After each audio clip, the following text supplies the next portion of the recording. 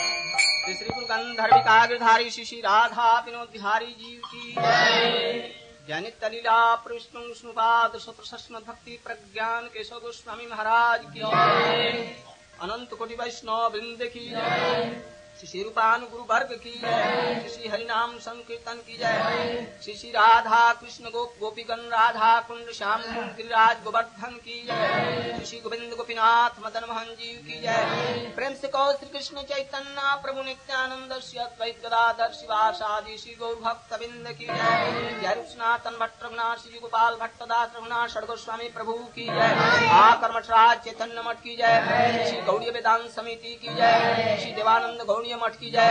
अन्य शाखा मठ समूह की जय। का दंडी स्वामी श्री संत वेदांत बावन महाराज की जय। समवेत भक्तवृंद की जय। भागवत ग्रंथ की जय। श्री श्रोता वक्ता सकल वैष्णव वृंद की जय। श्री हरिनाम संकीर्तन की जय। श्री काशी तिथि बड़ा की जय। काशी तिथि बड़ा की जय।